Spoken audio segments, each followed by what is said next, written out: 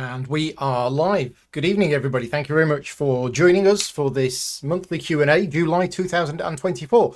Let me know if you can hear me and see me okay. Vicky is here with me in the studio with her hands over her ears. Are we good? We're good. We're good to go. Yes, so thank you very much for joining me. As always, with these live Q&As, I'm going to be going through all of the questions that I've been asked in advance over on the BGG Guild. If you are not a member of the BGG Guild, please head on over there and join. There's a link to it in the description of this video. It's guild number 2254, I think.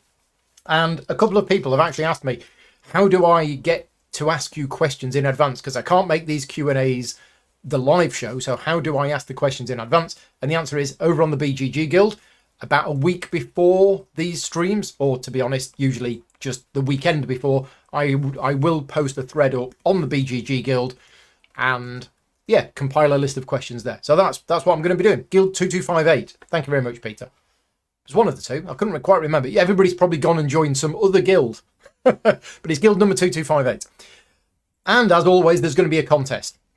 So the winner of last month's contest is Elaine. Congratulations, Elaine. And I can see that you're in the chat today. The bad news is that Elaine is all the way over in America, which means the £50 worth of vouchers that she's won from Games Law, a lot of that is going to be soaked up with shipping costs. But the good news is Elaine's coming to GridCon in November, so there's going to be no shipping cost whatsoever, as Elaine is going to be able to get it delivered by Paul himself from Games Law at GridCon. So yeah, congratulations to Elaine for winning the £50 of vouchers from last month. And if you want to enter the contest this month, then stay tuned. I will be giving the details of that later on in this episode. Right, so let's head on over to the questions that I've been asked in advance, which I've actually been through this afternoon. I actually went through these questions earlier on today, and for most of them, I have answers prepared. So again, big thank you to all of my Patreon supporters for funding the channel and giving me the opportunity to do these videos. If you want to support me directly, as always, you can do so at patreon.com/gaming rules. These videos are not sponsored in any way. I don't get any money for any of these. All of the advertising revenue goes to charity, etc., etc. So, first question is from Adrian. He says, having played both Gaia Project and Age of Innovation, do I think that Age of Innovation will replace Gaia Project, or is there still a place for it as in Gaia Project? Well, here's my story with Gaia Project. I remember playing Gaia Project the year it came out, which I think was 2016, 2017, one of the two. And I remember really enjoying it, but then I hadn't played it since until recently. And in the last few weeks, I have played Gaia Project probably about 5 times, maybe 6 times, maybe 7 times, because there's an online implementation for Gaia Project on Board Game Arena, and that is what I've played it on. So for my birthday week, which was not last week, but the week before, on the Friday, I got a chance to play with Ian O'Toole and Def from the Board Game Barbecue podcast. If you're interested in watching that, the stream is on the channel. Just have a look back a couple of weeks ago, and it was a live playthrough that I did playing on Board Game Arena. Anyway, since then, I've played a number of games of it with my Patreon supporters on Board Game Arena, and I've played a few solo games of it as well. So I'm not saying I'm good at the game, but I now know Gaia Project. I know how to play the game. I still don't fully understand how the trans-dim planets work, because in all of my games, I haven't done any of that, and most people I've played with haven't done any of that. I can confidently say, having played Age of Innovation twice, only twice, that for me, Gaia Project beats Age of Innovation. And that might be the popular opinion or unpopular opinion. It's interesting, because I know a number of people who still prefer Terra Mystica. I know a number of people who Age of Innovation has replaced Terra Mystica for them. And I know a number of people who Age of Innovation's good, but it hasn't replaced Gaia Project. And that's where I am. I still think Gaia Project might be, for me, the better game. I think Age of Innovation is very good, but potentially a little bit too much going on in Age of Innovation for me. I'm not quite sure. Maybe I need to play Age of Innovation a few more times. And as always with these videos, we have how many people watching live? We have 46 people watching live. Well, 45, because Vicky's one of them.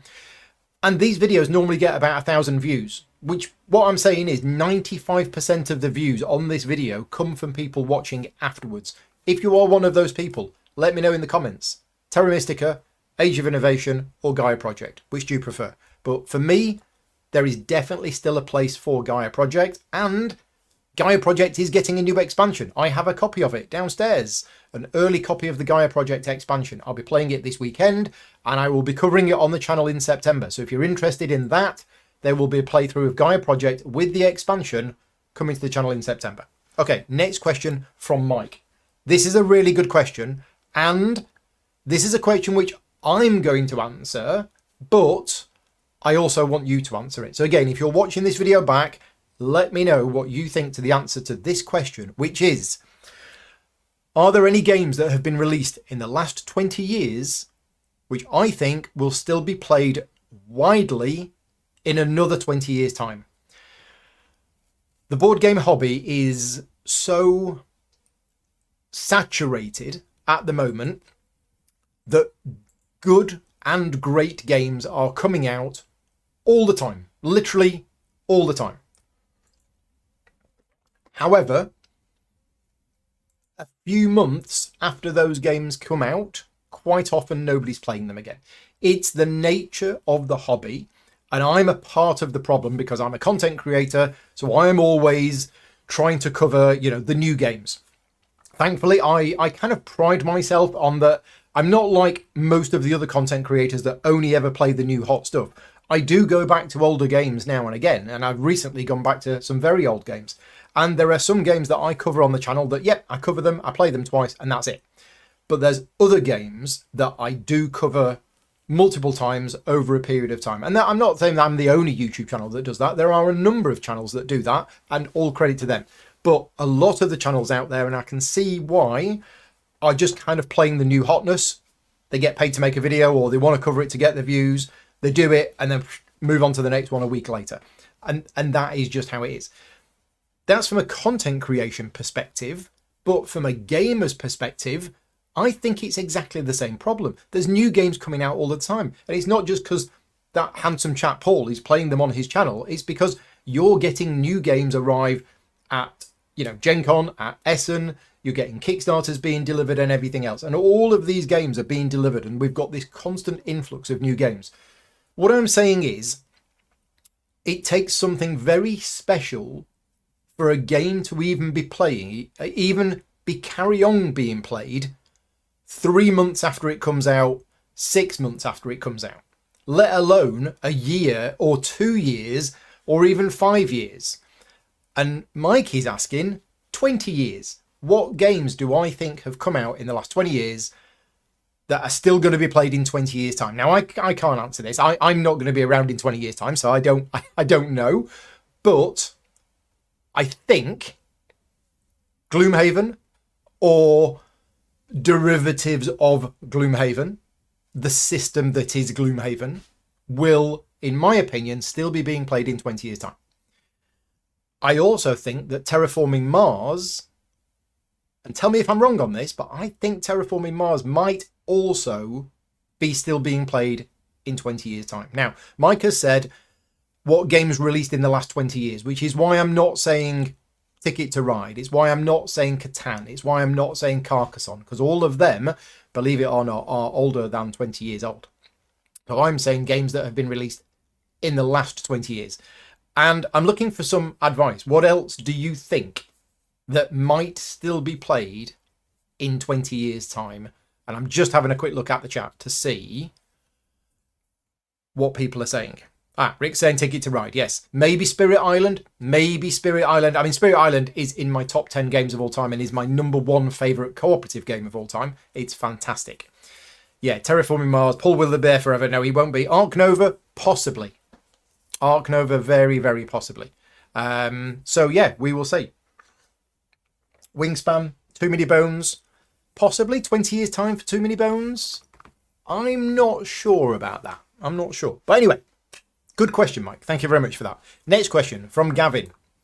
And this is another question that I want your answer to. Which games that haven't had a reprint would I like to see reprinted? Now, I've tried to pick some older games in this, but I was talking to somebody earlier last week, about Taj Mahal. We were talking about old Reiner Knizia games from 20, 25, 30 years ago, and how good some of them still are. Taj Mahal, I think, is a fantastic game. Now, Taj Mahal has had a reprint recently, and we're talking. I'm talking reprints of quite old games, not relatively recent games. So I've been through a lot of my collection, and I'm going to throw at you now some names of games which I think are really, really good games, which I think deserve a reprint. And the first one on my list is a game called La Città, or La Città, which is getting a reprint. I think I saw Rado talk about it, but yeah, La Città I think is a fantastic game, but apparently that is getting a reprint. Mermies was good for Mistari Games, a game about an ant colony. Now, I've heard a rumour last year that might be getting a reprint as well. Other games that I think were really good from 15, 20 odd years ago. Hermagor, I thought was really good. First Class, maybe that's not that old, but I think First Class is very good. Blue Moon City is a Reiner Knizia game. Very, very good game is Blue Moon City. Il Principe, I think, is fantastic. The card play mechanism in Il Principe is just brilliant. Palais Royal is a very, very good game. And Assyria.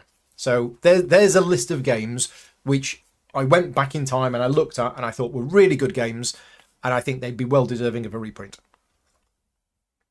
Right, the next question is from Ray, who is asking, what game am I most looking forward to playing this weekend? So this weekend, I am off to a UK convention called ManaCon. It is the 40th edition of ManaCon this year. That means it's been running for 41 or 42 years because there was a couple of years where COVID got in the way of everything. But yeah, ManaCon is happening this weekend. It's in Leicester. I've been going to it for a very long time. And I've got a whole list of games that I am playing. In fact, let me just read off to you because I've actually planned the entire weekend. I know it's crazy, but I have reasons. There are a number of games which I want to get played, and if I didn't pre-organise them, they just wouldn't happen. And there's also a number of games that I need to get played because I'm learning them to cover them on the channel over the next few weeks. So therefore, I've put together a plan of what I'm going to be playing at ManaCon, and that has filled pretty much most of the time. So let's go through the list of what I'm going to be playing at ManaCon. First of all, on the Friday afternoon, I'm going to be playing Don't Starve, which is a prototype of the new game from Glass Cannon Unplugged, which is coming to Kickstarter at some point later this year. But I've got a prototype of it. I'm covering it on the channel a week on Friday, so I'm taking it with me this weekend to learn it. Then on the Friday evening, Primal The Awakening. I am due to cover Primal The Awakening on the channel, and I decided that I would take it to the convention to play it and get more practice playing it. I now don't need to do that because I have now played it 6 times because it's great, but I'm taking it anyway, so that's that. On Saturday morning, I'm playing Stefan Feld's new game, Civolution, which I am going to be covering on the channel in September. Now, to be fair, I do know how to play that game, but there's a lot of excitement about it. A lot of people want to play it, so I'm running a game of that on the Saturday morning. Saturday afternoon, the new Uwe Rosenberg game, Black Forest. That arrived yesterday, so I'm taking that with me at the weekend. Then on the Saturday evening, I'm playing Gaia Project with the expansion. Again, I am going to be covering that on the channel, and I need to learn how the expansion works. Sunday morning, I'm going to be playing Roads and Boats because I've been wanting to play that for the last 4 or 5 years.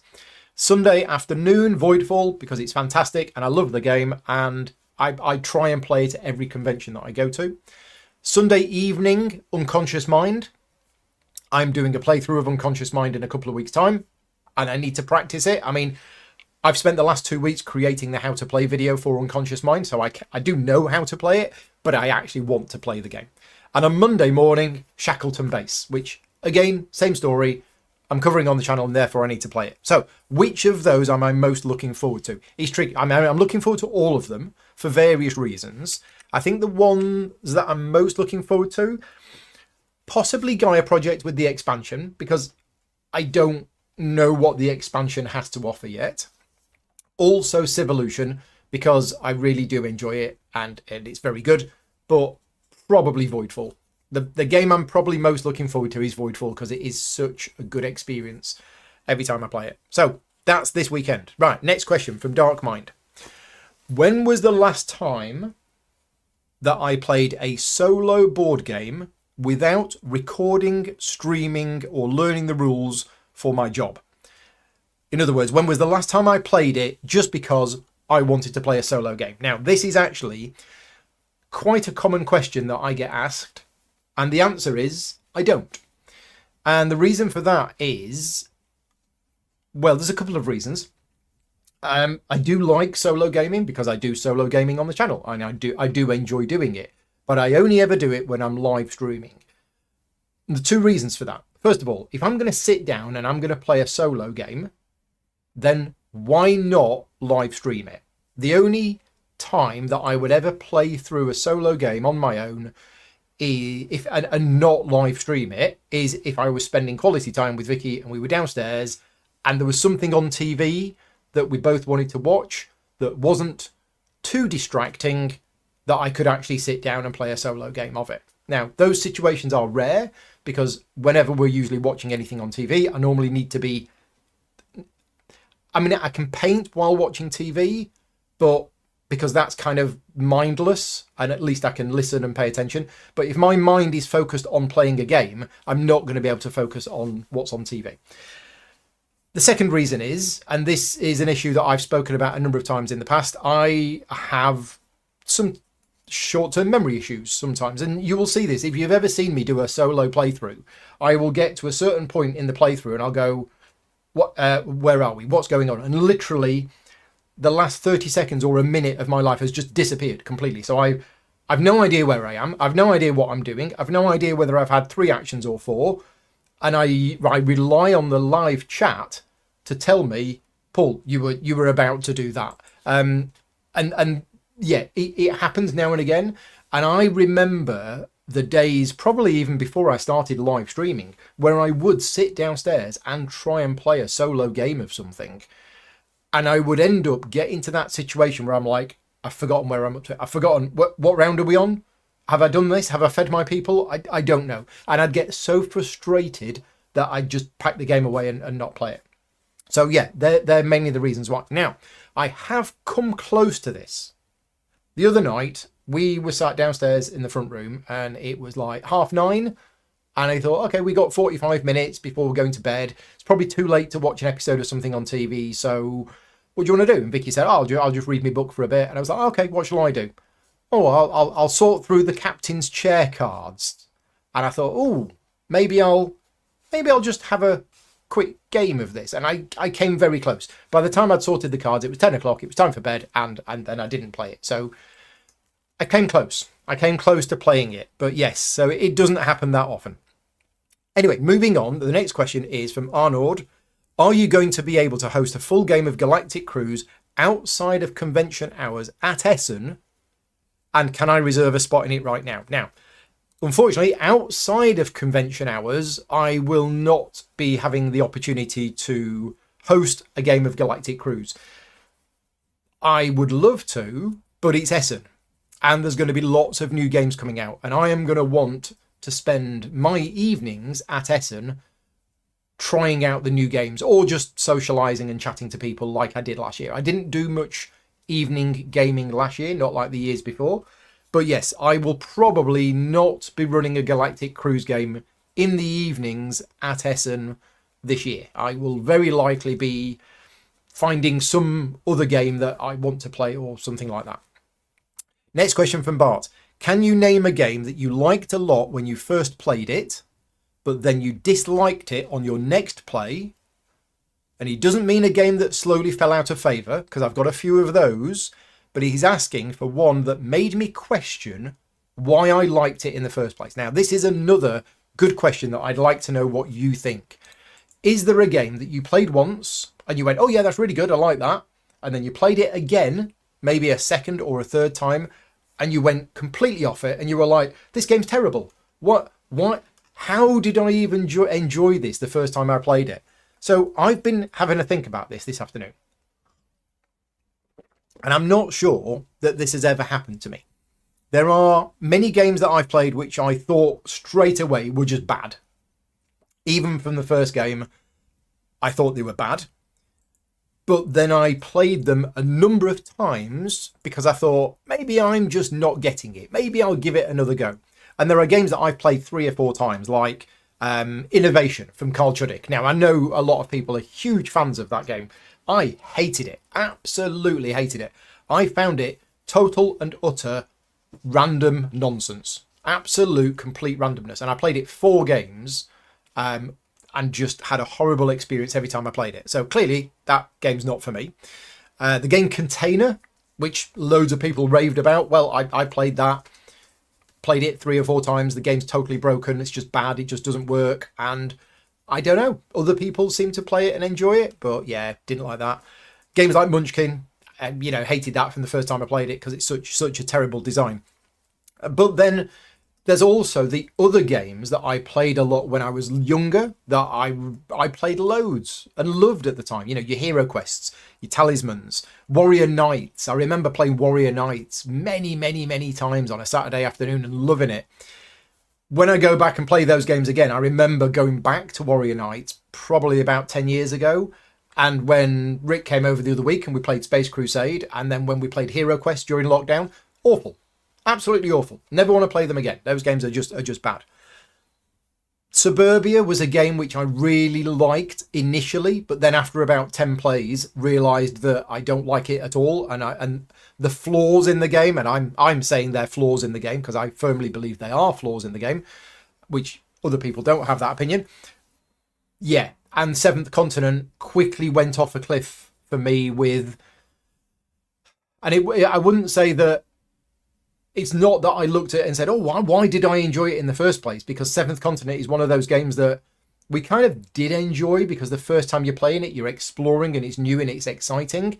But then after you've played it a bit, you're like, wait a minute, this is just a push your luck. It's complete random as to whether you succeed or not. And the whole, oh, the game's massively replayable, whatever. No, it's not. Once you know that there's the hidden number 17 underneath the bush, you go back there, the hidden number 17 is still under the bush. So, yeah, anyway. I don't know. I can't answer the actual question, which was a game that you played once, then you played it again, didn't like it, and questioned why you played it again in the first place. I've decided to ramble on about some other games instead, but they're the ones that came to mind, and I can't think of anything where I had a quick change of opinion like that. The next question, though, is from Daryl, who's following on from that question with, are there any games that you detested on your first play, but then later realised that either you'd played it incorrectly or subsequently discovered the thematic reason why rules were there and it made me reevaluate the game? So there are definitely games where my opinion on the game has changed for the positive, but it isn't because of the fact that I realised a rule was being played wrong or an explanation of the rule or anything like that. And this totally should be in the FAQ for my channel because I've had a standard answer to this, and I've told this story many, many times over the last few years, and it is the Pathfinder adventure card game. I was super, super excited as a former D&D player when the Pathfinder adventure card game got announced. Really, really excited, like reading through the rules over and over again. Can't wait for it to come out. This was the original game back in 2011, I think. And then it came out, a friend of mine got it, played it, hated it. Absolutely hated it. Now, I love the game. Now, to be fair, the new Pathfinder adventure card game, which is effectively the second edition of the game, but they had a really weird marketing decision and didn't call it the second edition. They just called it the core set. And the game didn't succeed. It didn't take off and it's since been cancelled. And yeah, I've got it and it's great and I love it. Now that is more about my tastes in games changing, because the reasons why I didn't like it, they are still there. Those reasons are still there. But the new edition of the game did fix some of those issues that I had, but ultimately the core mechanism is just the same. So that's just a shift in my gaming tastes or my approach to games about the fact that I really do enjoy it now. Okay, so next question from Andy Pelton. And Andy says, I don't think I'm hallucinating here, but he seems to recall that I read or have read graphic novels. That is true, Andy. You are not hallucinating. I have read and do read graphic novels, and I am still reading graphic novels, and I have spoken about them before. But Andy is asking, are there any recommendations for superhero graphic novels?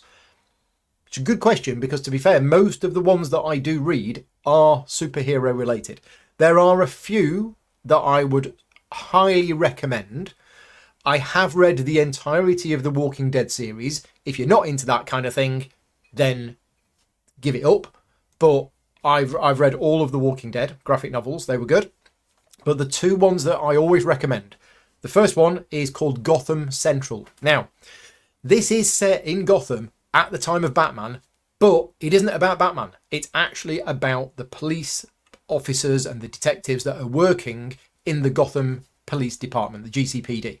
So it's set in the time of Batman, but Batman isn't in it. I think he might appear as a silhouette in the back of one of the scenes at some point. But yeah, Gotham Central, really good. I think there was only about 40 issues, and then I think it got cancelled. I don't know why, because it's fantastic. And the other one, and this is probably my favourite graphic novel series ever, Lock and Key. Now, Lock and Key has been turned into a TV programme that we have seen the first season of, and we haven't seen the others. But the graphic novels for Lock and Key, brilliant, absolutely brilliant. I would strongly recommend them. And if you haven't seen the TV series was very good, but I would recommend reading the graphic novels first, because the graphic novels, there's about 6 series of them or something like that. And you don't actually, it kind of explains what's going on near the end. So you get the full explanation of why things are happening and what things are near the end. So there's like this big reveal in the graphic novels. In the TV series, they kind of did that big reveal right at the end of season 1, which I felt was a little unusual, but it's a TV series, they can do what they want, and it was still very good. Right, next question from Andy. Have I tried the cola flavoured Jaffa cakes? I don't think I have. I don't think I have tried cola flavoured Jaffa cakes. If I have, I don't remember it, but I definitely try them. I don't drink soft drinks, so I don't drink Coke or Pepsi or anything like that. I haven't drunk it for, I don't know, 20 years or so, but I do like the taste of it. Next question from Keith. Keith starts off with a little bit of a compliment. I think it's a compliment. He says, "You've been in the board game hobby a few years." Winky face. Thank you, Keith. Is there one non-major convention that you've attended and not been working that stood out as being the most memorable for good reasons? Well, I mean, first of all, let's talk about the major convention. So the major conventions that I've been to over the last 10 years, your Gen Cons, your Essens, UK Games Expos, BGG Con, Origins, places like that. I've been working at them. For the last 10 or so years, I've been working at them. But Keith is asking for non-major conventions. So there's a number of conventions that I go to regularly in the UK. There is Manacon, which is happening this weekend. There is Baycon, which happens down in Exeter, so that's like 20 minutes away from where I live. There is a new convention called Full Board Gaming, which started only last year, and I'm going to that one again next January. There's also HandyCon that I have been to a number of times. I've not been recently, but HandyCon is another one that I go to, which is also very good. And what's the other ones? I think that's probably it, isn't it? Yeah, I go to Full Board Gaming, Baycon, Manacon. I think that's it. And HandyCon, I'm not going to HandyCon this year, but I'm going to try and get there next year.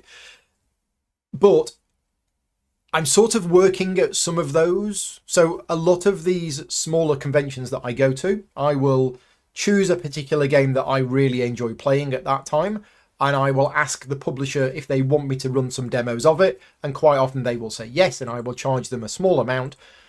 Working. Manacon, which is happening this weekend, I am doing no paid work at Manacon whatsoever. It is purely a convention which I am going to. Now, saying that, half of the games that I'm playing them because I need to play them for the channel. But I'm not being paid to play any of those games. I'm not being paid to demo any of those games to anybody else or show them or anything like that. So, yeah, I can't think of one that stood out as being the most memorable. To me, they're all very similar in that I go along, it's rooms of people playing games, and I take part, and they're good fun. Some of them are better organised than others, But as long as I'm sat there playing games with people that I like, then yeah, we're all good. Next question from Pascal. We rarely do we get to see new mechanisms introduced by board games. Most of the times games are iterations or combinations of established mechanisms. Yep.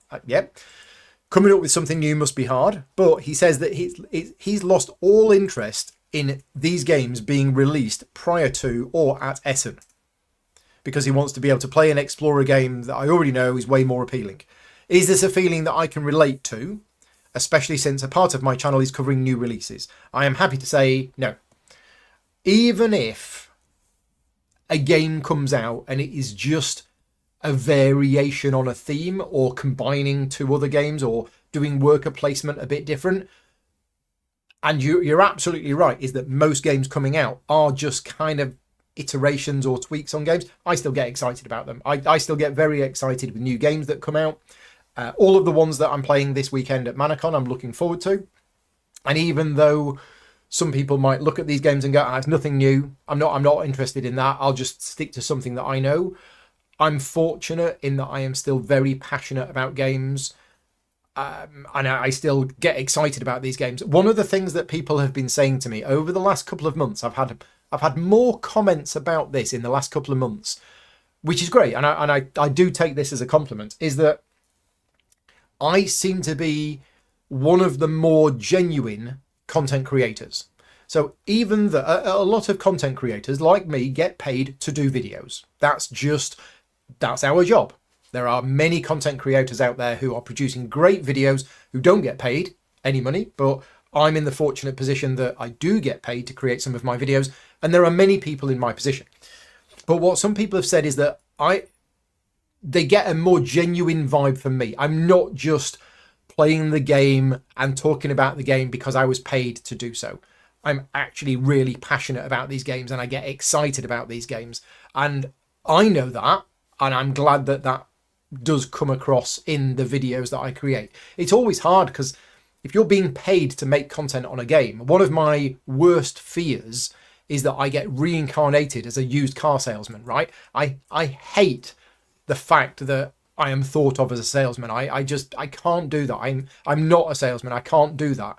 My job is to just, play the game and show you how the game plays, and not to, and this is why I don't do review videos or preview videos or anything like that, is because I don't want to seem to be selling you the game and telling you how good it is. I just want to show you how the game plays and let you make your own decision, which is why I do the playthrough videos like I do. But I kind of hope that passion comes through, and if you see me on a playthrough video and I'm really enjoying it and I'm really thinking about those decisions, that's me. I'm not putting that on. That is how it is. Next question's from Stevie. What factions are my current runner and corp decks for null signal netrunner? Well, I don't have any. So at the moment, I don't have any cards from Null Signal Gateway, which is the reboot of Netrunner. They are sending me some. They have not arrived yet. And when they do, I will make a few decks and I'll invite Paul Snuggs around and we'll play a few games. But I currently don't have any constructed decks for the Null Signal Gateway Netrunner. If you want to ask me what my favourite factions were that when I did play, then I don't know whether I would generally play anything, but certainly as the runner, I would generally try to play something that was a bit criminal related, because they have the backdoor access and the inside jobs and things like that. Things to really get round the corp and get in and sneak in ways that you can't normally sneak in. Forged activation orders is just amazing. As the corp player, I'm not sure whether I did have a favourite or not. I don't like the idea of Jinteki because I'm not that great at bluffing. So the idea of creating remote servers and putting agendas in them or traps or things like that, yeah, I'm not great at that. I wasn't that keen on Wayland either because it just seemed a bit, I don't know, a bit run-of-the-mill boring. And I can't remember what the other two were. But yeah, hopefully when those cards arrive, I'll build a few decks and we can start playing. Next question from Stevie is, how early do I start digging into the preview lists for new releases at Essen? Me, I am notoriously famous for not having the faintest idea. I mean, right now, there are content creators that are probably already doing their top 10 and most anticipated games of Essen, right? I'm not at all.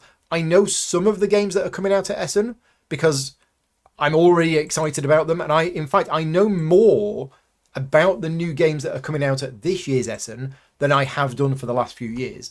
But that's because I've got more involved and I'm covering them. So Shackleton Base from Sorry We Are French. Civolution from Deep Print Games, designed by Stefan Feld. Black Forest from Fuhlenspieler. SETI from Czech Games Edition. What else is coming out that I've forgotten about? The Gaia Project expansion, also from Fuhlenspieler. So there are a lot of these games coming out at Essen, which I know about because I'm going to be covering them on the channel.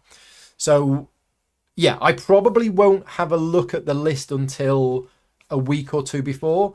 And I have a different perspective on it than most other content creators. And to be fair, most punters going to Essen. If we go back in time 15 years before I was working the job that I do now, I would be looking at these lists right now. I would be starting to put together my own personal list of what games I'm looking forward to at Essen, because I would be making decisions on which ones am I going to buy, which ones am I going to get a demo of, or anything like that. Essen for me these days is not that. I will likely have no time at all to go round and just try out games. I will already know in advance which ones I am going to be picking up review copies of. There may be a chance that I might pick up one or two more while I'm there, but I've been trying to cut down on the number of games that I bring back from Essen over the last few years because it's just too many. And if I bring back games that I don't get around to play, well, that's a mental burden on me and gives me negative feelings. So yeah, I have a different outlook on the Essen release lists than most other people. Next question from Stevie. He says, several narrative campaign games have given me the best campaign I have ever played, or similar praise. Is it just the best campaign game simply because it's the one currently being played, or is the one that still stands out about the others? Well, I'm shocked, Stevie, because I haven't used that phrase on more than 2 games. There are only 2 games that I have said that for, and the first one is Tainted Grail, and the second one is ISS Vanguard. And I still don't know whether Tainted Grail or ISS Vanguard is the best campaign game that I have ever played. Sorry, the best narrative-driven campaign game. So the perception is that I've been saying this about a lot of different games, and I haven't. I've been saying this about 2 games specifically, but because I've been playing those games as a campaign, I talk about them regularly, and therefore I will use those words on a regular basis. So yeah, for me, it's a toss-up between Tainted Grail and ISS Vanguard. Both are amazing, and I can't decide. I can't decide between them. The final question from Stevie is, what is my favourite traditional 52-card poker deck card game? Easy answer, Regicide. Regicide is a fantastic game, and it uses a normal deck of cards. Right, moving on to Elaine. Elaine's got a question. Am I going to have more birthdays like the last one, or did the last one kill me? So for those people who don't know, I took my birthday week off work. This was not last week. Was it last week? No, 2 weeks ago. Wow, time has flown. 2 weeks ago, it was the first week in July. I took the whole week off work. I didn't do any paid work at all that week, but I did, I think it was either 13 or 14 live streams. And it was hard work. And unfortunately, I mean, the good side of it is I got to play some really good games. I got to play some games that I've been wanting to play for years. I got to cover some games on the channel that I've wanted to cover on the channel since the channel started. So that's the great thing. The bad news is, unfortunately, I had a bout of anxiety and insomnia, and I was getting about 3 hours sleep a night. And by the Wednesday, which was my birthday itself, when I did a 10-hour live stream of Hoplomachus, I had a headache pretty much all day. So sensible people would have cancelled some of the streams and had a day's rest, but I'm not sensible, and I wouldn't have been able to rest anyway. We've got builders in the house. There was banging, there was drilling going on constantly all the time, and I didn't want to cancel it because I knew that I would enjoy it when I did it. And Elaine is saying, will we have more birthdays like that? I'd like to. I'd like to do the same thing next year. The only reason that I was able to do that is thanks to the support of my Patreon campaign.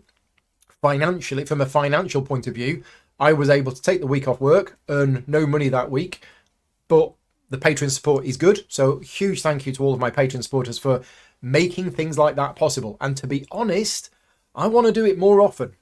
Now, whether I do it, do a 1 week thing like I did, or maybe do where I take a day a week off. I mean, I already do quite a lot of non-paid work anyway, but I'm kind of wanting to do more. So yeah, we'll see how it goes. Also, Elaine wants me to do an impression of a hippopotamus, because during the Hopla Marcus stream, I did an amazing impression of I mean, it was so good that I've had the BBC on the phone to me asking me to do voiceovers for animals on their latest David Attenborough series. So, but hippopotamus, I need to practice more. So yeah, ask me again next month. And when I say ask me again next month, don't really ask me. I'm just saying that to be nice. But yes, and if you want to see my impression of a lion, tune in to the 10-hour live stream of Hopla Marcus Victorum that I did on the 3rd of July. It's at some point in the video. Next question from Brendan. Having now played Hadrian's Wall, do I have a preferred or favourite roll, stroke, flip and write game? Brendan has been playing a lot of Draft and Write Records on Board Game Arena. So Draft and Write Records is a newish game from Inside Up Games that they have kindly put on Board Game Arena.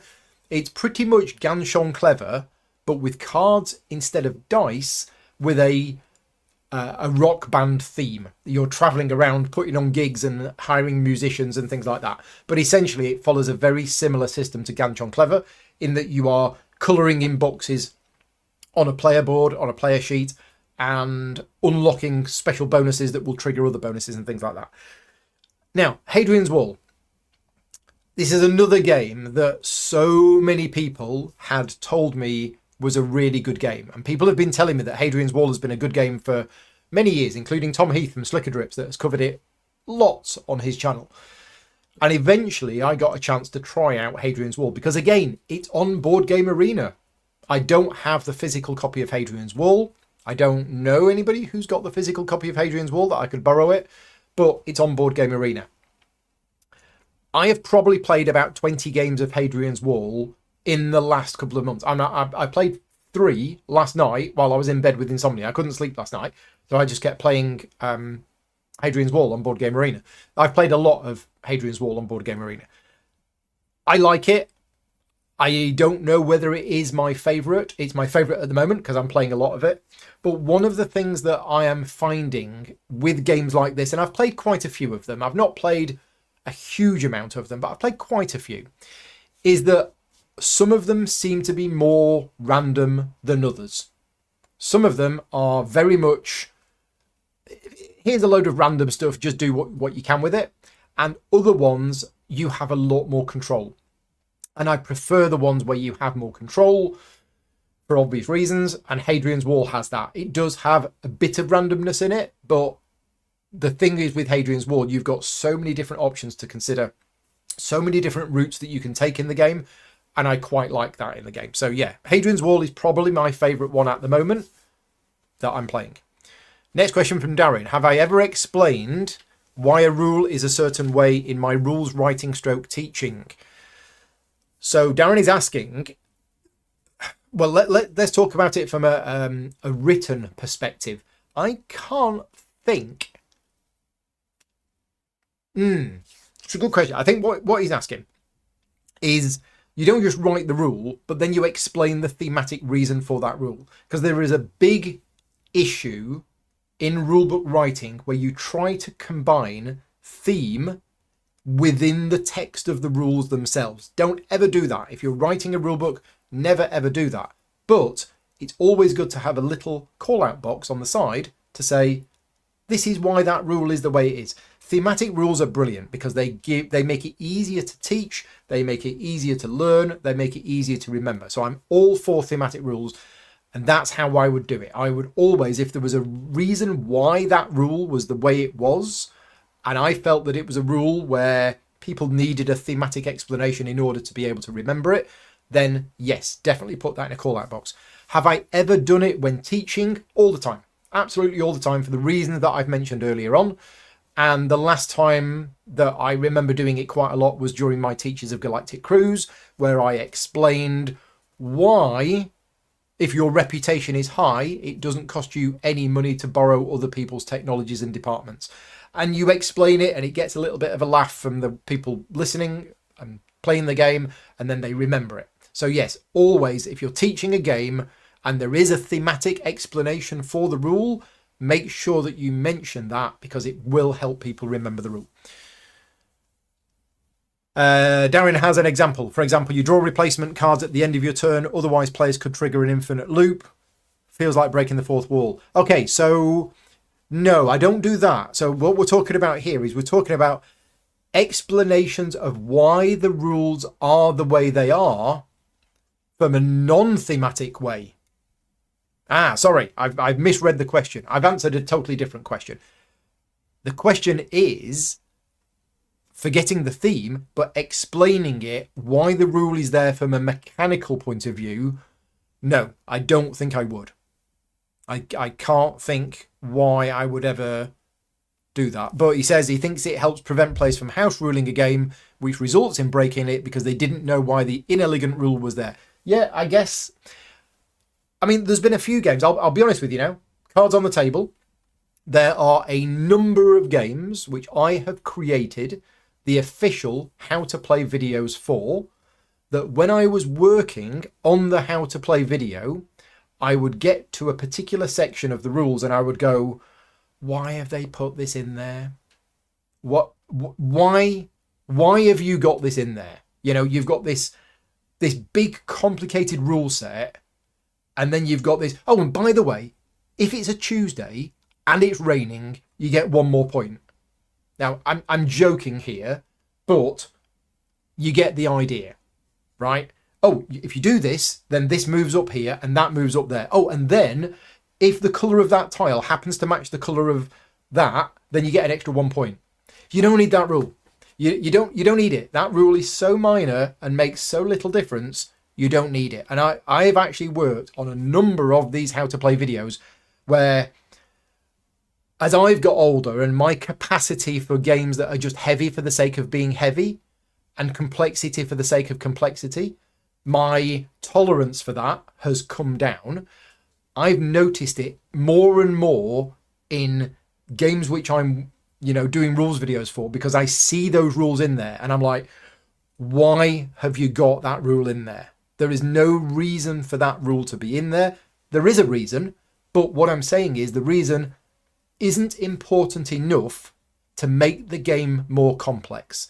And it's one of those things, and obviously my job is to do the how to play video. I will put that rule in there, but personally, I'm there thinking, why have you made this game more complex than it needs to be?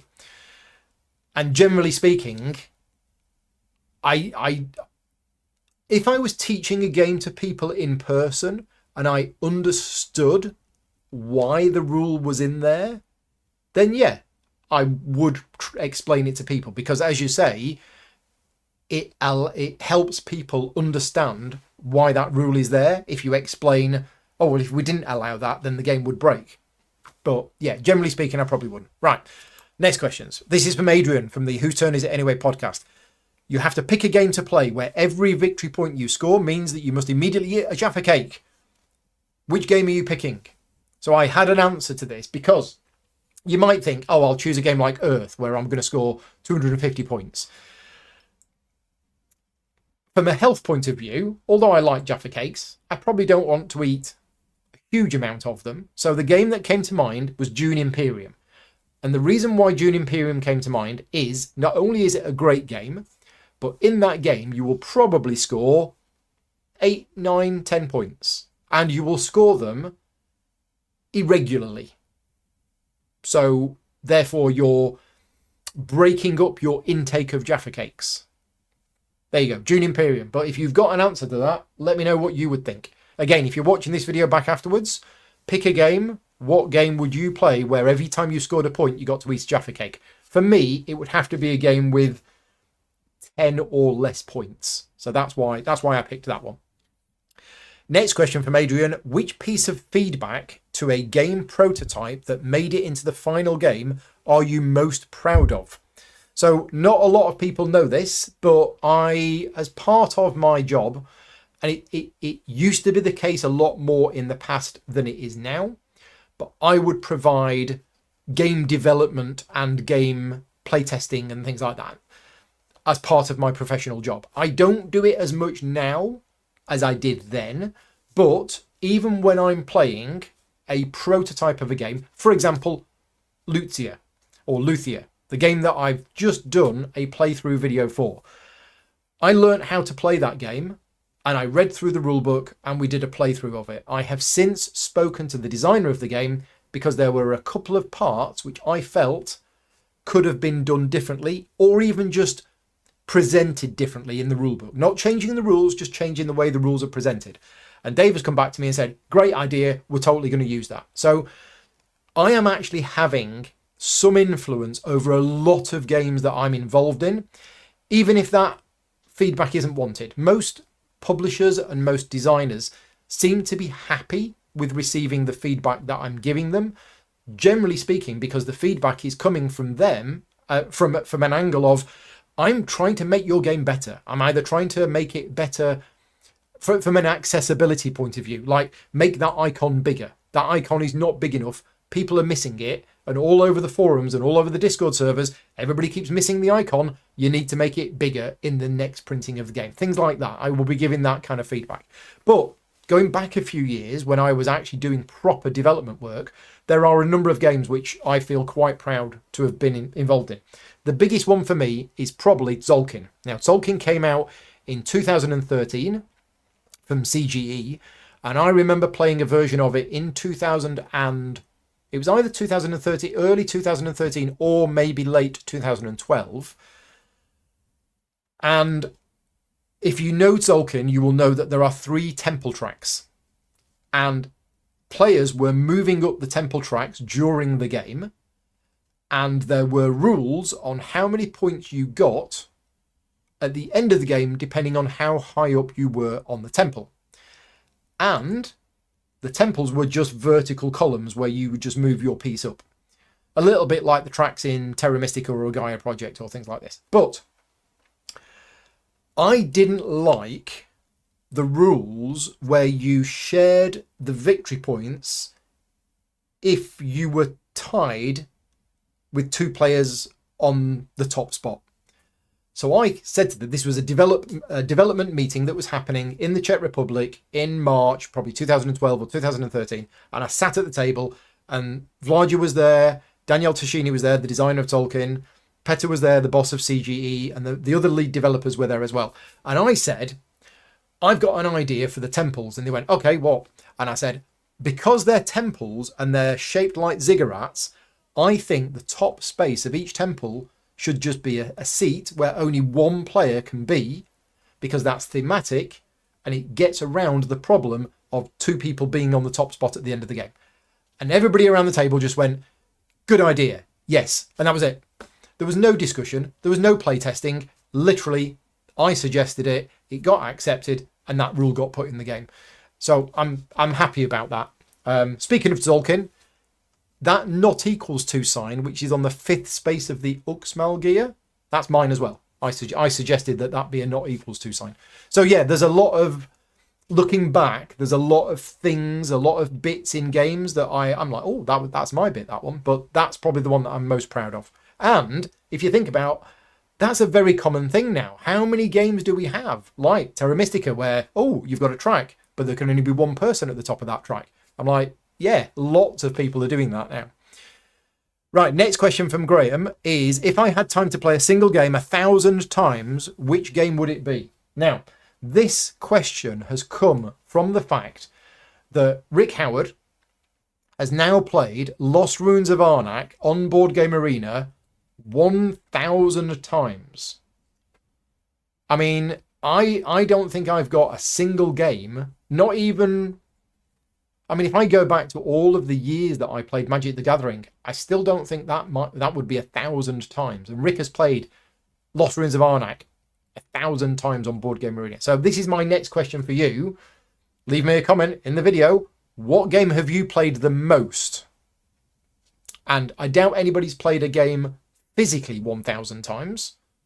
So log into Board Game Arena and get your stats.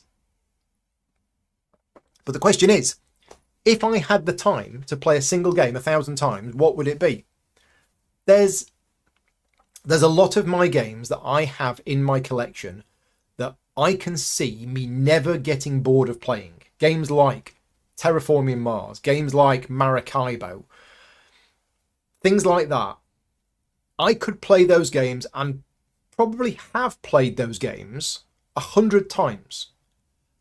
And I still want to play them more. I never get bored of those games. But that's 100 times. What about 1,000 times? And I've been thinking about this since yesterday. And I actually think if I like a game enough to be able to play it 100 times and still enjoy the game and still get excited about playing it, then that will probably stretch to 1,000 games.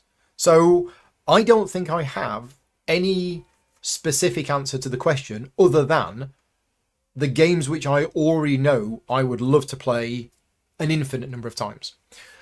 Now, when we start talking about games like Mage Knight and Voidfall, would I like to play them 1,000 times? Well, yeah, actually, I would. I mean, the sheer variability with Voidfall is just phenomenal.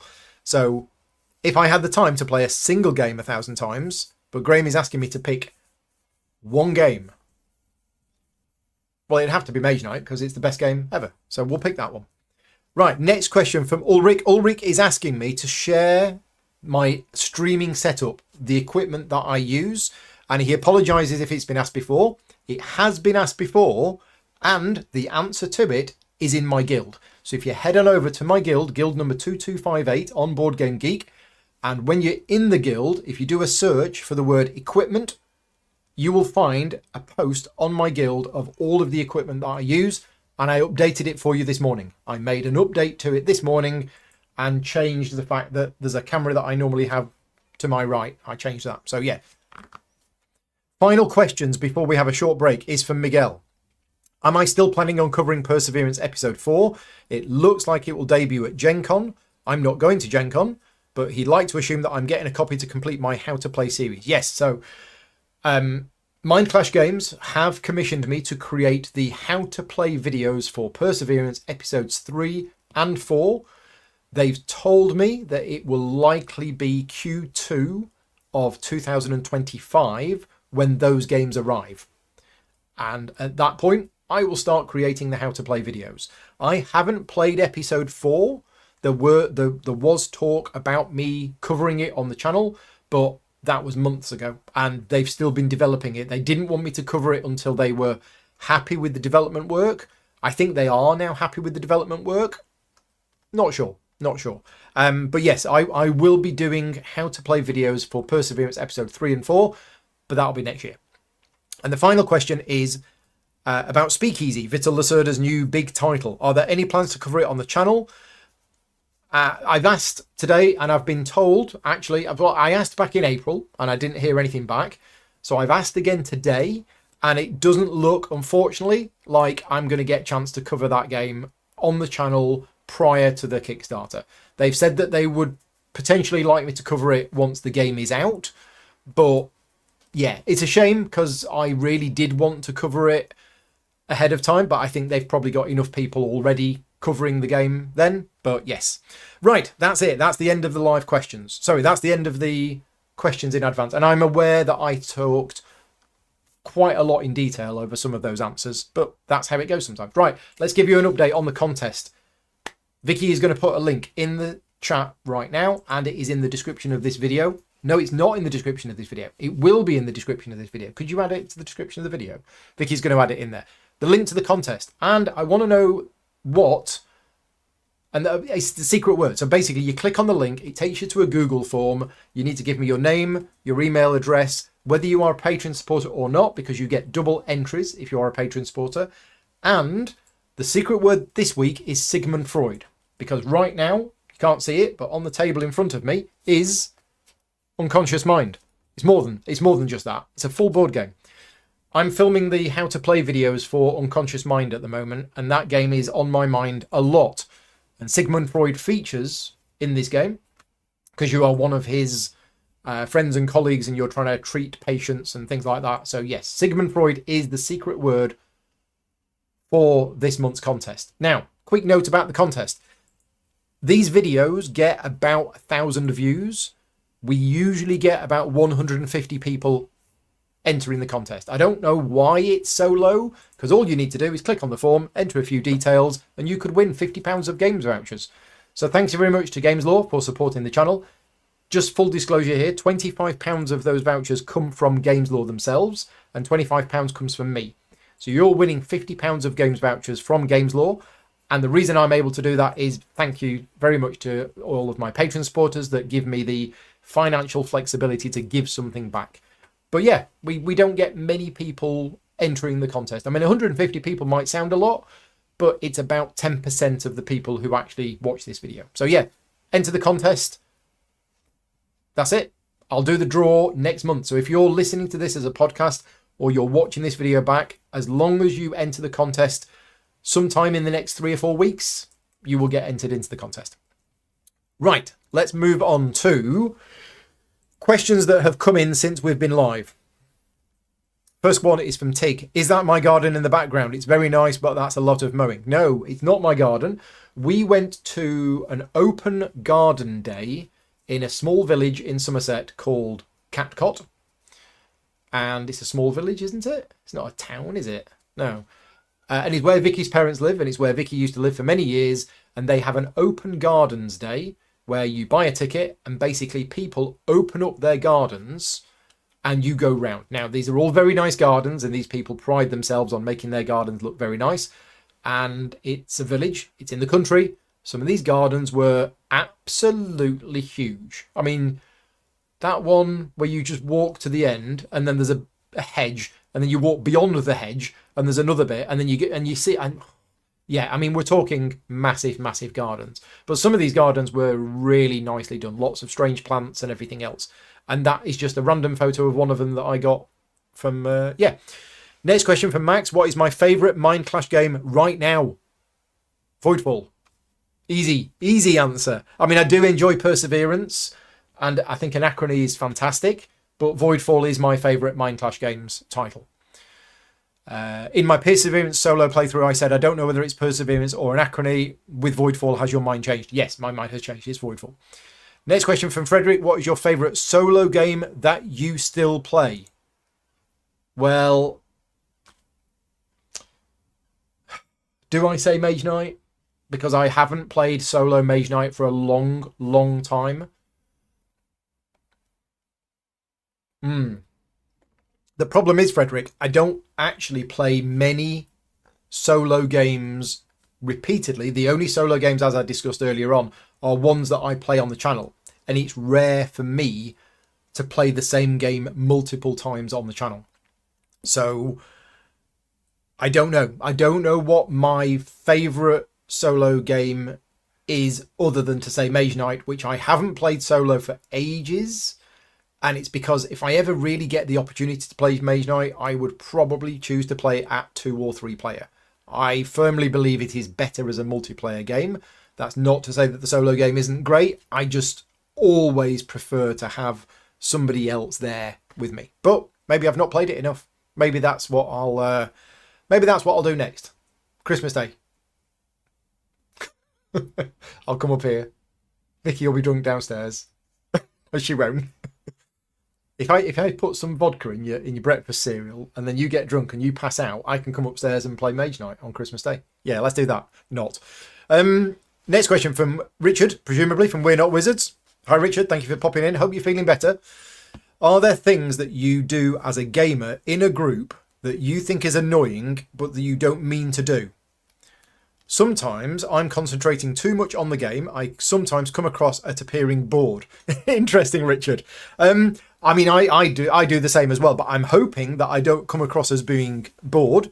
If I'm sitting there and I'm really thinking about my move, I will, generally speaking, be verbalizing what's going through my mind. So I will be talking it through in my mind, and therefore, although I'm overthinking it, I'm explaining what I'm thinking about in the process. But yeah, I can see what you mean. If you're sat there and you're really analysing a situation and you're just sat there staring, it might appear that you're being bored.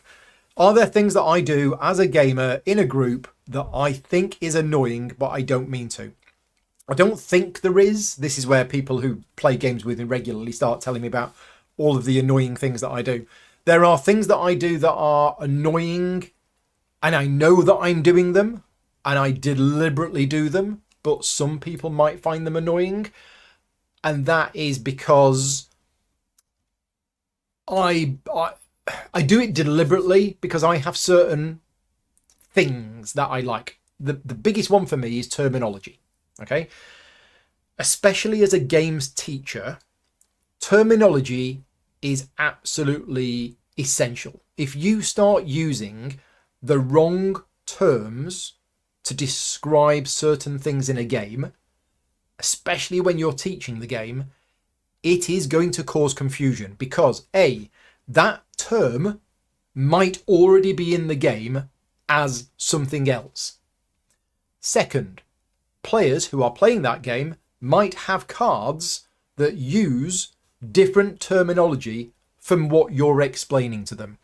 So whenever I'm playing a game with people and they use the incorrect terminology, I will correct them, and I can't stop myself. And it's because I am hard-coded to ensure that everybody uses the correct terminology all of the time. And I have good reasons for that, because I've seen what happens if you don't use the correct terminology, is it just leads to massive confusion. And as a teacher of the game, I want to make sure everybody's using the correct terminology. So I will always be doing that. I will always be correcting people as often as I can, which could be annoying for some people. Next question from Say It, DC or Marvel? I'd have to say Marvel, and my influence on that is from both the comics and the films. I think overall Marvel have done a better job with making their films good, whereas a lot of the DC films have just not been good. So yeah, Marvel rather than DC, definitely. Next question from Stuart, best designed or favourite rondelle? Oh, that's a good one. That is a good one, but I don't know. I mean,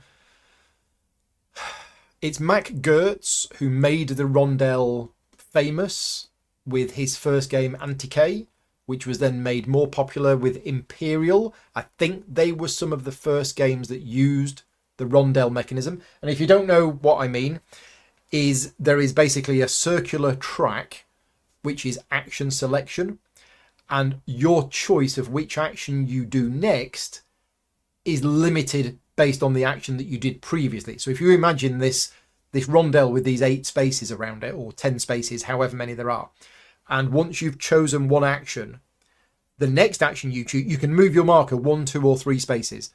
So you can't go 4 spaces unless you pay extra. And that's basically the rondelle system. So Matt Gertz has used it a number of times. I did like it in Shipyard. I did like the rondelles in Shipyard. But in fact, I've designed my own rondelle system, which I was working on a game, and it was at a game development weekend in the Czech Republic, and I was there, and David Turtsey was there, and this game actually eventually got released as Deal with the Devil. But about 4 years before Deal with the Devil came out, me and David got to playtest it, and we both had issues with the action selection mechanism. So we went away and sat in a corner and we worked on alternatives for an action selection mechanism, and I came up with one which was called the triple rondelle mechanism, and David liked it so much he promised me that he would create a game using this triple rondelle mechanism and he would give me credit for it. He's still not done it, so maybe he didn't like it. But yeah, so watch this space. At some point in future, I'll remind David about it next time I see him. There may be a game coming out by David Turtsey with a triple rondelle mechanism system, which was inspired from an idea by Paul Grogan. We will see. We will see.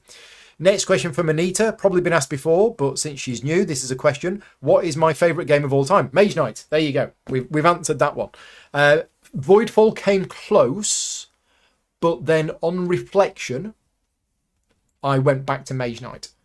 Voidfall is probably my third favourite game of all time at the moment, with Through the Ages being second. So Mage Knight number 1, Through the Ages number 2, Voidfall number 3. At the moment, 1 and 2 have been there for a very long time. The number 3 has kind of changed and been fluctuated. Next question from Brendan. How are the cats getting along with all of the building work in the house? Well, it's funny you should ask that, Brendan, because the builders have now broken into the house, stolen all of our stuff, and sold it on eBay. No, the builders have now broken through. So for those people who don't know, we're having an extension built, and for the first 6 weeks, all of the building work was being done outside. But then eventually, the walls have gone up, the windows are in place, the roof is on, which means the builders now need access through the house in order to get into the new studio. So they are coming and going in the house. They are coming in the front door and going up the stairs. And the cats are all right with it. The cats are, generally speaking, they are not as bothered as we thought they might be. However, today, the builders have been putting the new ceiling on the garage, which is underneath where the studio is. So we've got a garage on the side of the house, and the new studio is being built on top of the garage. What they're doing is they are insulating the roof of the garage.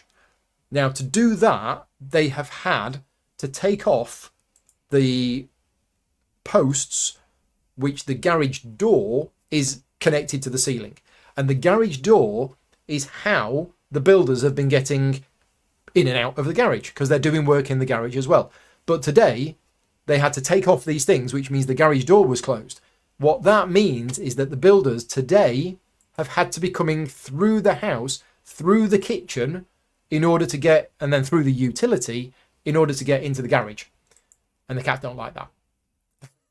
And to be fair, it's a little bit weird for me and Vicky as well, because we're sat there having our lunch, and then the builders will just literally walk straight past us. But, you know, I think that's only today. I think the garage door has gone back on now. The garage door back on. So it was only for today, but the cats were a bit freaked out by that. So, as were we.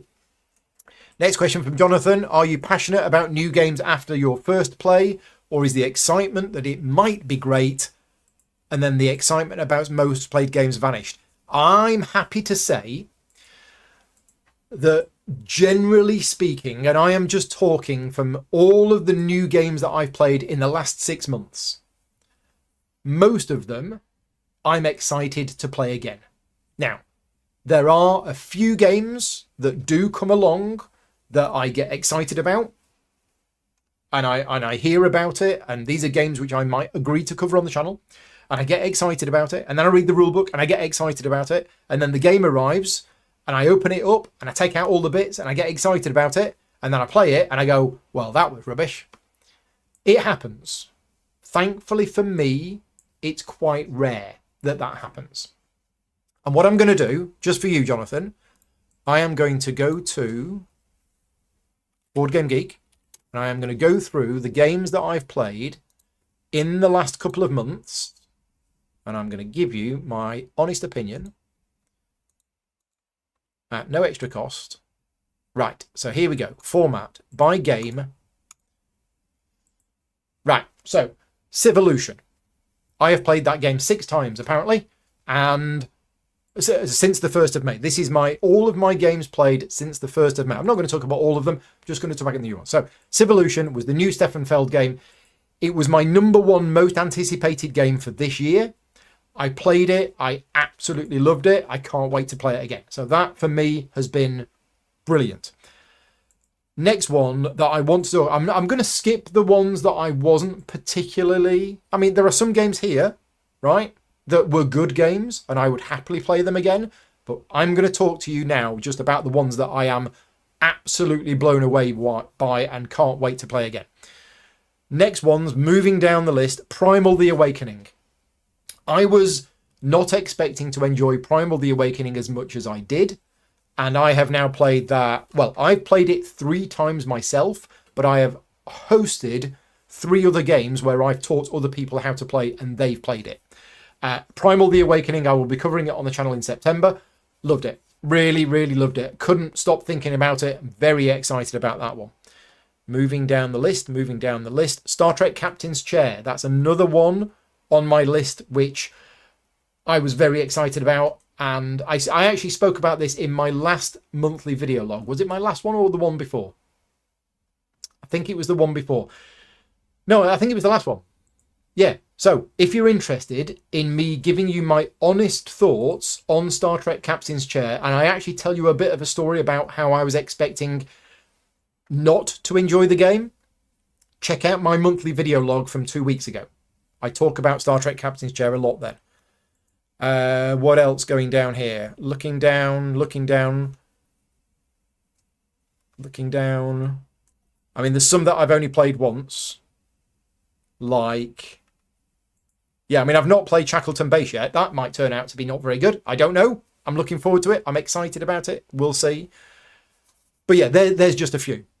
So there are a few games which are relatively new that I've played, and I'm very passionate about it. And yes, I haven't mentioned all of the ones that I've played in the last month, just those few. Oh, Luthia as well. I have to say, Luthia, yeah, really enjoyed that. I've only played that once, but we all immediately wanted to play it again. And the reason we didn't is it was 11 o'clock on a Friday night and everybody had to go home. But it was very good. Right, so Sebastian is asking. Oh, also, it's 6:20. So what I'm going to say is no more questions for today. Thank you very much. If you have any burning questions, save them up for next month. But I'm going to say no more questions for today, and I'm going to spend the next 10 minutes just going through the rest of the questions that we've been asked. So, Sebastian says, he's been playing Tainted Grail and he's absolutely having a blast. Great. Sebastian, if you're still in the chat, are you playing Fall of Avalon or are you playing Kings of Ruin?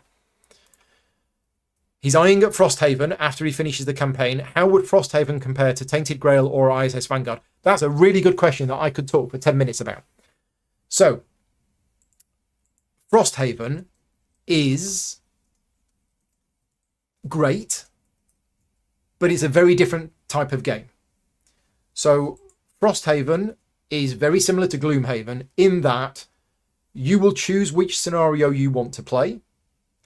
You will then read some narrative at the start of that scenario. Some players might fall asleep while you're reading that narrative, and that's absolutely fine. What I'm saying is there is narrative there, and the narrative is well written, but the narrative is not important to the game itself. Now, some of you might be thinking, sacrilege, turn off the TV, quick. But I know that I'm right because I've played the game many, many times with people who fell asleep. Well, they didn't literally fall asleep, but they switched off while I was reading the opening because it doesn't matter. The real game in Frosthaven and Gloomhaven is the card management dungeon crawl system to try and achieve the objectives of the scenario. The blurb up front was useful for me because I like to know why I'm here and what I'm doing, but it isn't directly relevant to the actual game itself. That's not to say that there aren't any thematic scenario specific rules for the scenario, because most of them do have that. But what I'm saying is that blurb at the start, you do not need to read that to be able to play the game. Now, let's compare it to ISS Vanguard, which I'm currently in the middle of a campaign of and absolutely loving, but not just ISS Vanguard. Let's compare it to Agamonia and Harakiri that's being delivered to backers right now.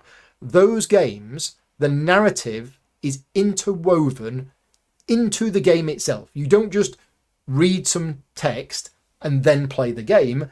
The game is all read a little bit of text. Right, we're going to go here. We're going to do this. Read a bit more text. Oh, that's happened. Oh, okay, go here, do that, read a bit more text.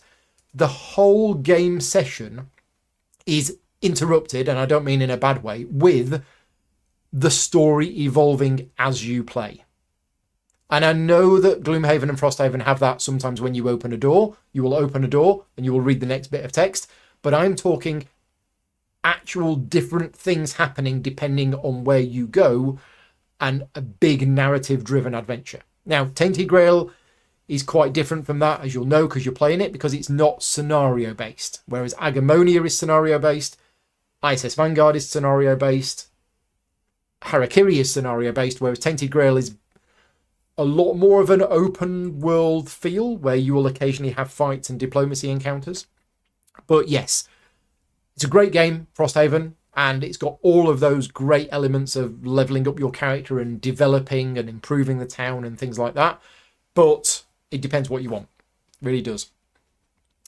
Okay, next question from Jonathan again. Are there any one-off games that capture most the feeling of Tainted Grail or ISS Vanguard?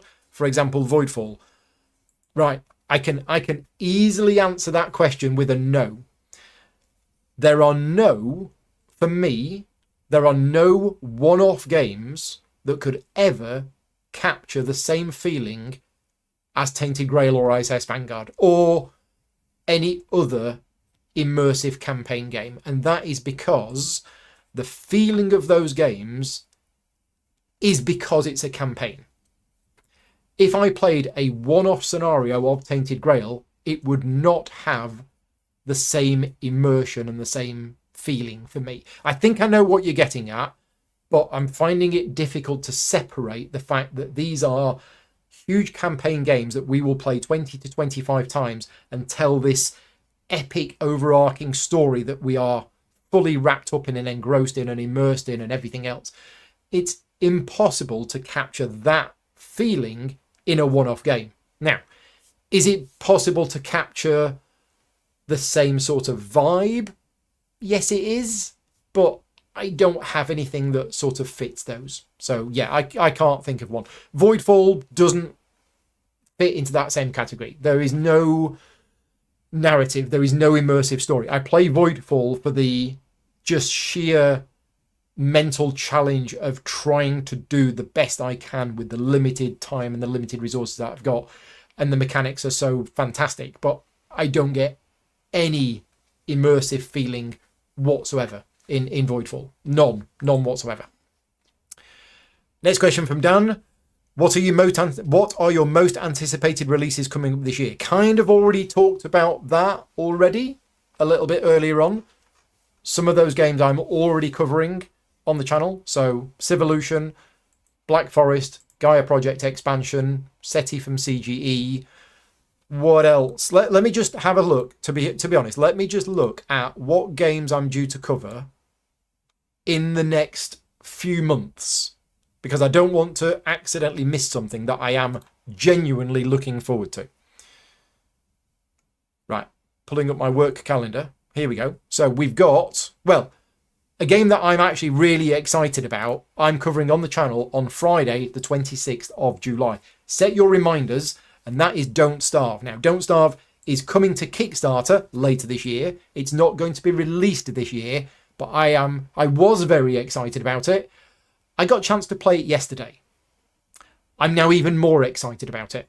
And that's all I'll tell you for now. 26th of July. Set your reminders.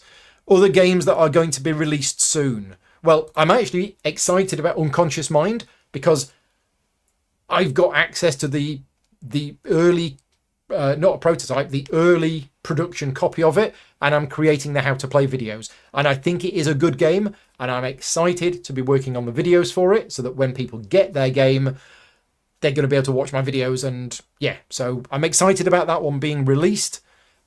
Board and Dice have got a new game coming out at Essen this year called Minos. I don't know anything about it other than the people at Board and Dice have told me I'm going to like this game. So they know what I like and I've got confidence in them. So that's a new game coming from Board and Dice. I'm covering that on the channel in August. What else have we got? New expansion from Nucleum. Black Forest, mentioned that earlier on. New game from Fuhrlandspieler, Uwe Rosenberg. Civolution, we've talked about that. Gaia Project with the expansion. Primal The Awakening is already being delivered. Shackleton Base, covering that. A game that I can't talk about. Elder Scrolls. Elder Scrolls from Chip Theory Games. Super excited about it. Super excited about it, but also a little bit nervous about it because everything that I have seen and heard and read about this game is that it is probably going to become my favourite game from Chip Theory Games. Now, Chip Theory Games, for me, they are in the category of publisher that I have bad feelings about because I don't get to play their games enough. Cloudspire is amazing. Hoplomachus Victorum is amazing. Too Many Bones, not quite as amazing for me, but still amazing. And I don't get to play those games anywhere near as much as I want to. If The Elder Scrolls is the best game for me that they've ever done, then yeah, I'm going to be covering that on the channel 26th, 27th of October. So watch this space for that. I think it's going to be coming out sometime around Q4 this year, and I am very excited about that. So yeah, The Elder Scrolls from Chip Theory Games. Also, Star Trek Captain's Chair from WizKids, which again, I've spoken about a few times. I'm really excited about that coming out, and I want it to do well. I really do want that to do well. There you go. There's a few games that I am really looking forward to coming out this year, some of which I know about already and some of which I've played already. Right, last few questions. Blake is asking, do I find time to play Magic the Gathering? If so, what formats? 1, I do not have time to play Magic the Gathering. 2, if I did have time to play Magic the Gathering, I would not be playing Magic the Gathering because I believe it is a flawed game that has been replaced by so many much, much better games. Ashes, Rise of the Phoenix Born is amazing. Netrunner is amazing. And there are some other card games as well that have gone out of my mind. But those 2 games specifically, if I had any time to play any kind of CCG or anything like that, I would be playing either Netrunner or Ashes. I don't really want to play Magic the Gathering again because it has fundamental issues with the game mechanisms that have been fixed in most of the games. So why would I go back and play that one? And I know full well I've probably upset thousands of people by saying that because Magic is still very popular and there are still lots of people who play it. But in my mind, things have moved on. Next question from Ben. Do I have any medium to heavy games for 1 to 2 players that I would recommend for travel? Well, at this point in the Q&A where I need to be wrapping things up, I can't think of anything for travel. Answers in the chat. Let me know. If Ben, you're still watching, please, if you're watching this, somebody give Ben some good ideas. And if you're watching this back afterwards, pop your comments pop your responses as a comment in the video. Ben is looking for medium to heavy games for 1 to 2 players that you would recommend for travel. Because for me, most of my medium to heavy 1 to 2 player games are in the standard size Euro box and therefore not suitable for travel. Straight away, I'm drawn to Watergate. I don't think Watergate is medium to heavy. I think Watergate is a very good 2-player game that you could definitely class as a travel game, but I don't think it's medium to heavy. I think it's probably, maybe it's medium. Yeah, I don't know. So, oh yeah, Mini Gloomhaven, says Rick. Yeah, but Bugs and Buttons, is it? The Mini Gloomhaven? Yeah, something like that. I'm just having a look at the chat. Devere ones. Yeah, actually, that's a good one.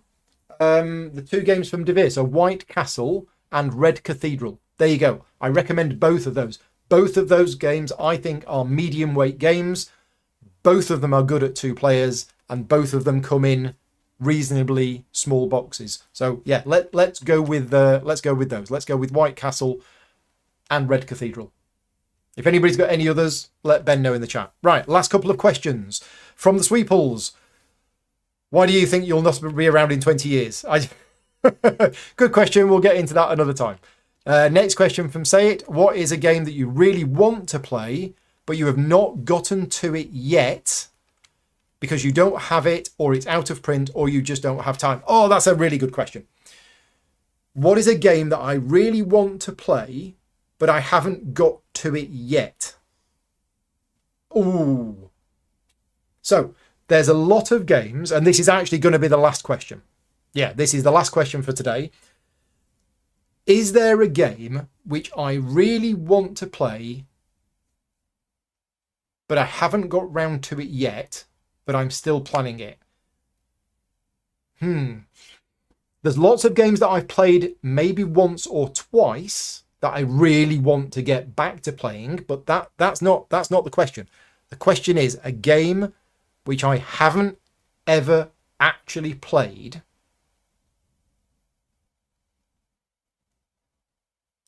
And let's talk about a game that's out. Let's not talk about the Elder Scrolls, because that's not out yet. I might have to come back to you on this one. Yeah, you might have to ask me this on Slack, because at the moment, I can't think of one. I can't think of a game which I really want to play, but I haven't got round to it yet because I don't have it. Yes, I've played Civilization 6 times. Blackstone Fortress. Yeah, you see, I've played Blackstone Fortress once, but let's go with Blackstone Fortress. I'm breaking my own rules. It's 6:30. I'm hungry. So Blackstone Fortress, I've played once on Tabletop Simulator. This is the clause that I'm using to get out of it. I played it in lockdown once on Tabletop Simulator, and I absolutely loved it. And I bought myself a copy of the game. It's the only game that I've bought in the last, 2 years? Maybe 3 years. I don't buy my own games anymore. I'm fortunate to be in the position that I'm in. But Blackstone Fortress, I bought it. And I really, really want to play it again. And there's 2 reasons why I haven't played it. One of them is time. And the second one is I haven't finished painting all of the miniatures yet. And then I went and bought all of the scenery. And I haven't finished painting all of the scenery. And there's a lot of miniatures. And I'm spending about 12 hours per miniature. And I've got about 70 to paint. So, yeah. Let's say Blackstone Fortress as a game which I have and haven't really... I haven't played my physical copy of Blackstone Fortress yet, and I really want to. But I need to get back to painting the miniatures, but then I started painting the miniatures for Primal, so that... Yeah, anyway, it's just a case of time. We're all done for today. Just before I disappear, again, thank you very much to all of my Patreon supporters for funding the channel. If you like the content that I create and you want to support me directly, you can do so at patreon.com/gaming rules. Any advertising revenue from this video goes to charity. Any super chats also go to charity. So the only way to support me directly is patreon.com/gaming rules, or just engage with me. Leave me a comment in this video, engage, join on the guild, Board Game Geek 2258, all of that sort of stuff. And secondly, the contest. Don't forget to enter the contest. It's free. Absolutely free, and you could win £50 worth of games vouchers. The link is in the description of this video. The link is also in the chat, and you could win £50 of game vouchers. Congratulations to Elaine for winning last month, and if you are one of my Patreon supporters, you get double entries into the contest. So yeah, thank you very much for watching, and thank you very much to Games Law for supporting the channel by providing £25 worth of those vouchers. We're all done. Thank you very much to everybody for watching. Take care, and I will see you all tomorrow afternoon for a co-op playthrough of War of the Ring, the card game. If you're interested in that, that is happening tomorrow afternoon, but there will be no live streams from me on Friday because I'm heading off to Manacon. I will be at Manacon, and I will be playing games there on Friday, Saturday, Sunday, and Monday. And I'll be back next week. I've got a lot planned for next week. I have a live playthrough of Huang, the Reiner Knizia game. That's happening on the Wednesday. I've got the Mandalorian Adventures, which I'm also covering next week, and Don't Starve on the Friday. So I get back from Manacon, and I've got a very, very busy week ahead of me, but really looking forward to all of those games. Right, we're all done. Thanks for watching. See you next time. Bye-bye.